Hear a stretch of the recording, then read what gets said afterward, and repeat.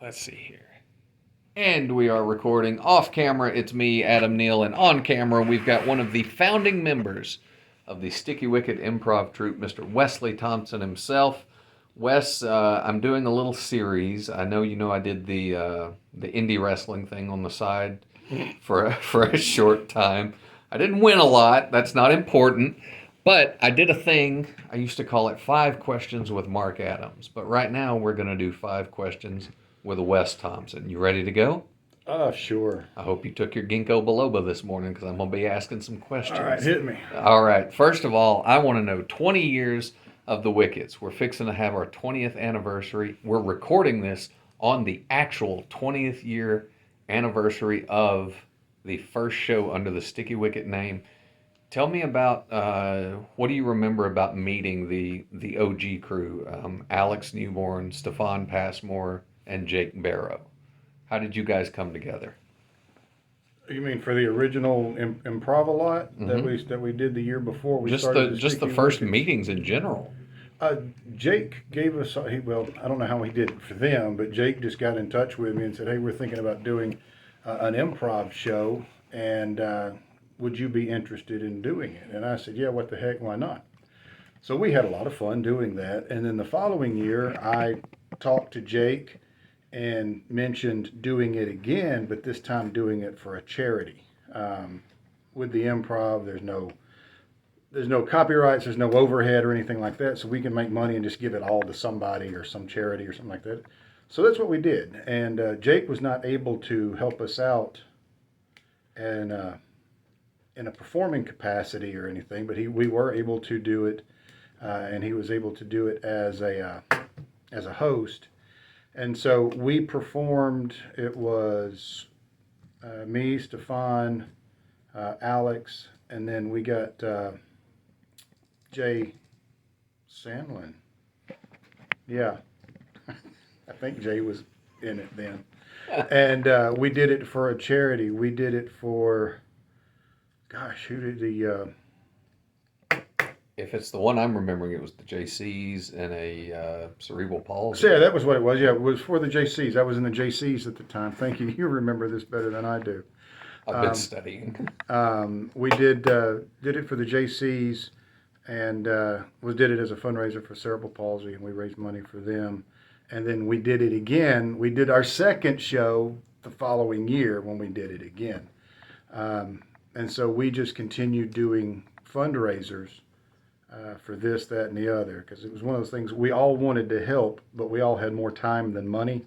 So we decided to do it that way. And then we ended up doing a show. I was a judge at River Bend for a talent show, and I noticed that they needed some things for their stage, and for this show they rented them. So we did a fundraiser over at Riverbend to say to raise some money for them, and they were able to buy a lot of. They bought their spotlight. They bought some new sound equipment just due to the kindness of a lot of folks. And we had a blast doing that show, and we did a couple of shows over there to raise different monies for them. And then we just got to where we would just raise money for the Shoals Community Theater. So every time we would do a show, we just gave all the money away. Usually, we didn't care. Yeah. Where'd you meet Stefan, Jake, Alex?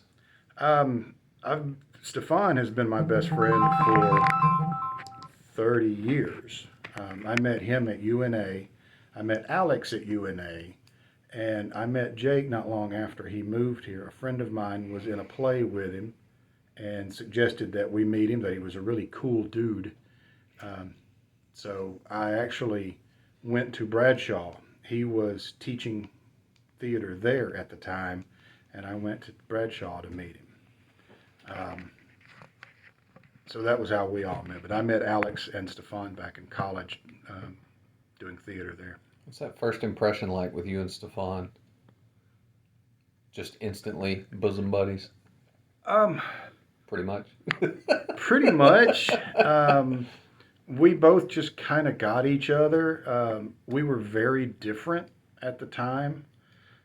He was a little more cavalier, and I was a little more rogue. I think is as he was putting it. Um, but no, we just hit it off, and we just been the bestest of buddies ever since. Tell the story about being at the party and somebody seeing y'all sitting next to each other. Oh God, yeah, we had been. This was several years ago, and Stefan and I were always, whenever we would go to a party, eventually it would end up just he and I in a room, and we would just look at each other and go, "Well, here we are." We actually did that at my daughter's wedding the other day. He and I were sitting in a chair, and he looked at me and goes, "Well, here we are." But we were sitting with each other at this uh, birthday party. And somebody walked by me and goes, "My God, you two are still together?" He said, "They said, I know marriages that haven't lasted this long." And yeah, we're still together. He doesn't like it when I hold his hand in public, though. Well, he always swats me away too. It's fine. Um, a sticky wicket show, a Wickets show. Thinking about it, what is it about the show that's so enjoyable? What's your favorite aspect of it? What makes it unique? What makes it fun? I just love hearing people laugh. I just enjoy entertaining, and I just enjoy making everybody laugh. That's how I spend a lot of my time anyway, is just trying to make people have a better day. And that's what the improv lets us do. And when people dig it, it really makes it a lot of fun. It does. Um, is there one or a couple of shows over 20 plus years of history that stand out for one reason or the other? No, I mean we've had some shows that bombed. We've had some shows. We tried doing a show in a bar. The first one was okay. The second one was not, and I ended up getting a little irritated with people and saying what was on my mind. That was the last time we did that. I remember that. I was there for that one. Um, I think the first time we did the show at Riverbend was probably the one that really sticks out in my mind the most. The audience was, it was a big audience. It was a very receptive audience, and the more that they laughed, the funnier I felt we got. Um, so I would say the first show that we did at Riverbend was probably the one that sticks out with me as probably our best one. Now, I know we've all talked about the etch-a-sketch brain that it takes to do this stuff because one game gets introduced, you commit fully, and as soon as that game's over, you comment for a second, and then you get the instructions for the next game, and that last game might as well have been years ago. But can you remember a favorite character or joke that you've come up with over the years? That I've come up with? Yes. No, I've never thought I was that funny. But I was actually discussing one the other day. There's a game where it's called Interrogation, I think is the name of it. And the person had to figure out that they were the musician Prince.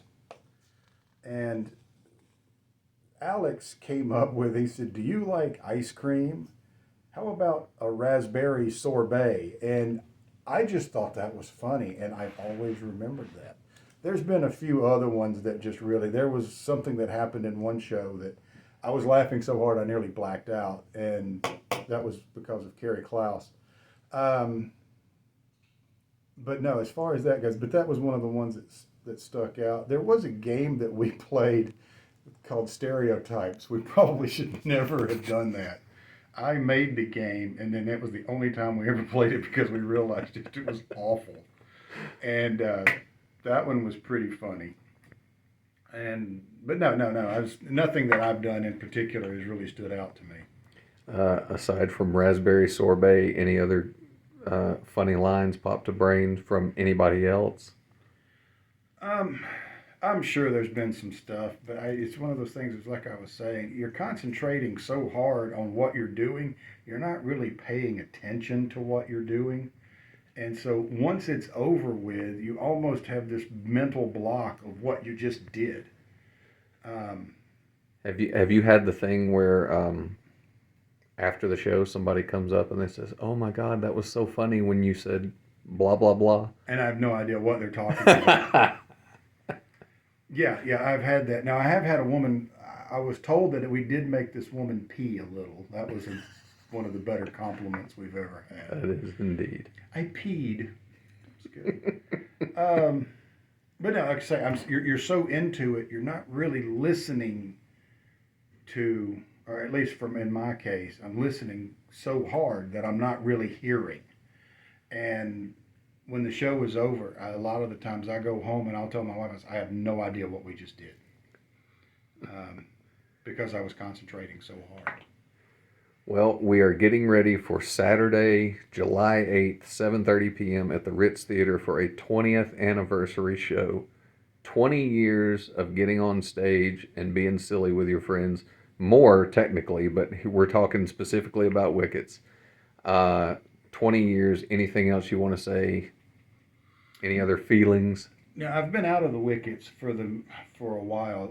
I started the Wickets as a stopgap. At the time, I had small children. Stefan had small children. It was just one of those things, and it was very difficult for us to do plays and devote that kind of time. Whereas with improv, it was just a couple of nights. We would get together and kind of warm up and practice and sort of get that mindset going, and then we would do our show, and then we would go home and be done with it. And so once my children were a little more grown and I was able to get back to doing plays, I didn't participate with the Wickets as much. So I've been out of the Wickets for probably 10 years or more. But the time that we were doing the shows and folks were coming and really enjoying it, that I was a part of anyway, I really had a lot of fun. I don't feel like we ever wasted our time, because if nothing else, we made each other laugh, and that was a big key. Sometimes if the audience didn't laugh, but if I had Stefan laughing, I said something funny, and I was happy with that. Well, as a guy who started in the audience, I just want to say thank you. 20 years of the Wickets. We're getting ready for our 20th anniversary show, Saturday, July 8th, 7:30 p.m. Wes is going to be on stage. We hope you're going to be there. The OGs are hitting the stage once again. 20 years of memories. Thank you, sir. Thank you.